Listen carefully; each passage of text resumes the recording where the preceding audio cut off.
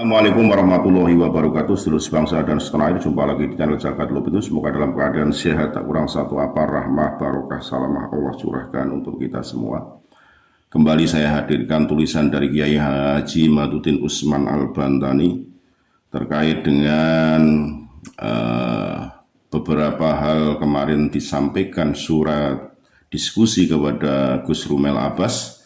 Ini kembali saya sampaikan apa yang menjadi tulisan Kiai Haji Madudin ditujukan kepada Gus Rumel Abbas. Untuk Gus Rumel Al-Jauhar Safaf dan manuskrip palsu. Nasab Ba'alawi selain dikonstruksi oleh kitab Al-Burqah Al-Musiqah karya Habib Ali bin Abu Bakar Al-Sakron, ia dilandaskan dengan tahun yang lebih tua dari Al-Burqah 895 Hijriah kepada sebuah manuskrip kitab yang disebut Kitab Al-Jauhar Al-Safaf. Kitab itu katanya karya Syekh Abdurrahman bin Muhammad bin Abdurrahman Al-Khatib yang katanya wafat tahun 855 Hijriah. Bahan kata Gus Rumel Al-Khatib menulisnya tahun 820 Hijriah.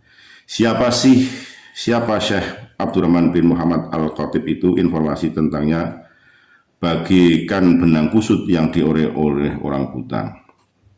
Ada dua nama yang sama dengan ayah yang sama, bahkan kakek yang sama. Kitab yang sama tetapi masa hidupnya berbeda.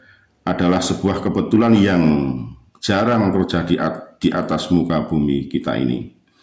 Dalam literasi karya-karya Ba'alawi, Abdurrahman Al-Khatib disebut wafat tahun 855 Hijriah. Yang murid Habib Abdurrahman bin Muhammad Maula Dawilah 819 Hijriah.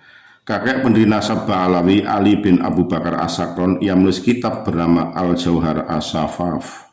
Kitab itu berisi tentang keramat-keramat para wali di Tarim. Di dalamnya juga tersebut silsilah Ba'alawi. Tetapi ketika ditelusuri dalam kitab-kitab biografi ulama, ya, Abdurrahman Al-Khatib dengan sejarah dan masa hidup seperti dalam literasi Ba'alawi itu majhul, tidak dikenal.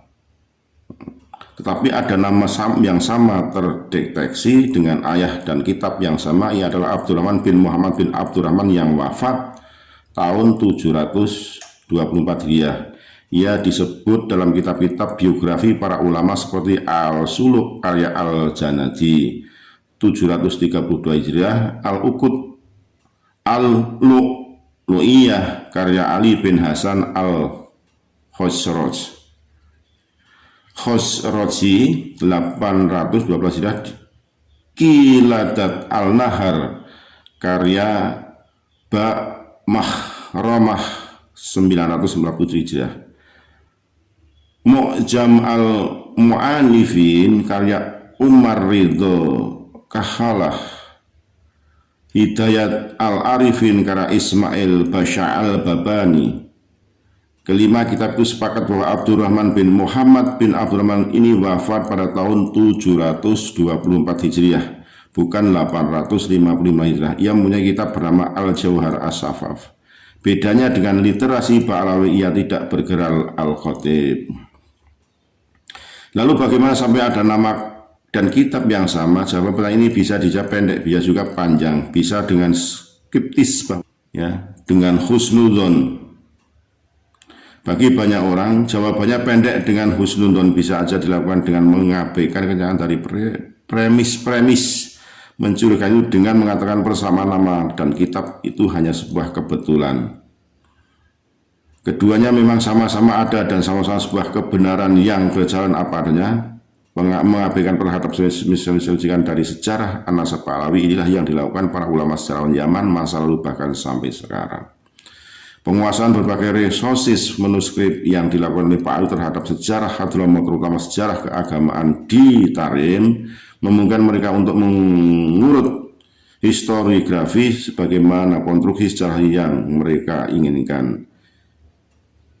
Nah, ini beberapa hal yang perlu saya sampaikan terkait penulisan, ya.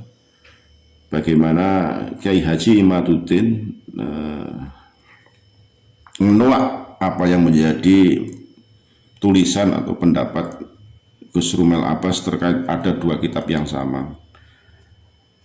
Tanpa keraguan sedikit pun penulis berani menyatakan manuskrip itu halu dan isnad yang disebut adalah palsu. Santri Gunung dan Sani Uwais, dua orang konten kreator YouTube, telah dapat menelusuri sebuah isnad dari foto manuskrip yang paling penting dan telah terbukti bahwa isnad itu palsu. Jika manuskrip itu halu dan syaratnya palsu, lalu siapa yang memalsukan? Jelas yang maksud adalah yang menulis. Lalu siapa yang menulis?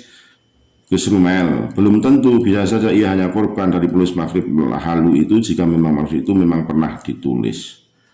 Jadi ini hal-hal yang perlu saya sampaikan terkait penulis tidak memiliki sanad dari manuskrip Gus Rumel itu bagi penulis sebuah tulisan dalam kertas yang menulis sebuah angka tahun tua. Tidak berarti ia ditulis di tahun itu.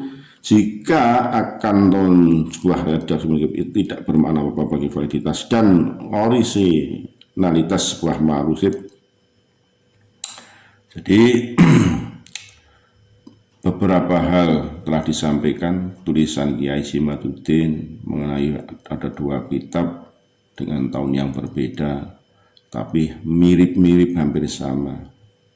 Di situ husnudzon disampaikan, tapi setelah husnudzon ada sebuah kesimpulan bahwa apa yang disampaikan itu halu dan lain sebagainya. Jadi isnad palsu milik Gus Rumel yang dibongkar santri Gunung ketika dibandingkan dengan kitab lainnya, di situ ada nama yang kemudian dibiaskan ke nama orang lain yang mirip. Dalam maksud Gus Rumel disebut nama Abu Qasim An-Nafat, ya. Terus sampai ke Ubaidillah. Ternyata isnad itu adalah hasil merampok dari isnad hasil dalam kitab Tuhfatul Hufaz karya Ad-Dahabi. Nama yang benar dari perawi itu adalah Abu Qasim At-Tabrani, bukan Abul Qasim Al-Nafat. Isnad yang lain ditampilkan Gus Rumel itu kemungkinan besar akan sama dengan isnad yang telah jelas kepalsuannya.